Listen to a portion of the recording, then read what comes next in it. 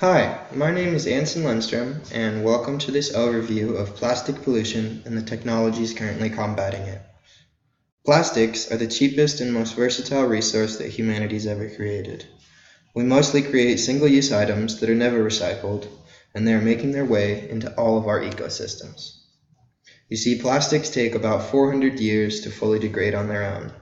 And you might not know this, but you actually eat about 5 grams of plastic every day that has made its way into the ecosystem without you noticing it. Plastics wash up on coastlines everywhere, but the largest portion is carried by ocean currents into large gyres or circular patches that are constantly exposed to daytime sun. The largest of these is in the Pacific Ocean and is known as the Great Pacific Garbage Patch. Under constant sun exposure, or ultraviolet radiation, these plastics constantly break down into smaller pieces. However, once they're in a microplastic state, there's practically nothing that we can do to remove them. We have no idea about the health effects that this might cause to the human body. So this issue is mostly one of time.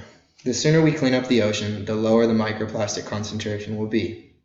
The good thing is, most plastics float on the surface, and we can just scoop them up with an artificial coastline, as pictured above.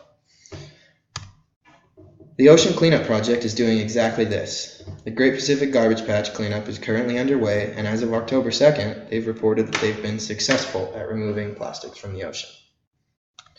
So in a quick summary, plastics are an amazing tool, but we've allowed them to invade our life. However, this can improve if we learn to treat this tool as the valuable resource that it is. One question I have to ask is, the ocean cleanup will be removing millions of tons of plastic. Where will this plastic be going? Well, we can look at that by seeing where it's currently going.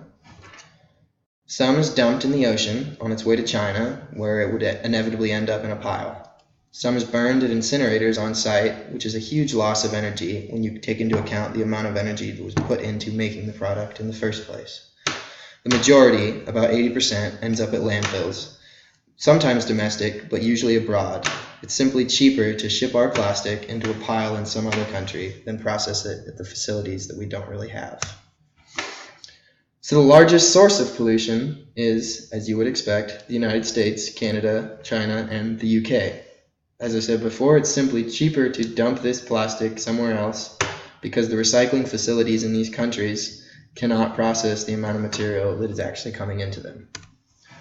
So the solution to this problem is we should keep plastic in the community.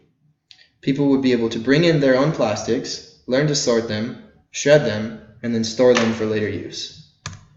They could then bring this into a local plastic rework shop and rework the material into useful products.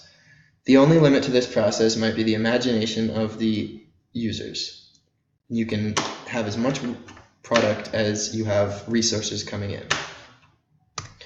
Users would be able to trade time, money, and plastic as a currency, and then they would receive products that are reusable.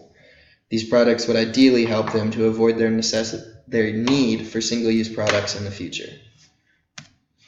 So in conclusion, you should consider donating to the Ocean Cleanup Project if you don't want to increase your daily 5-gram consumption of plastics.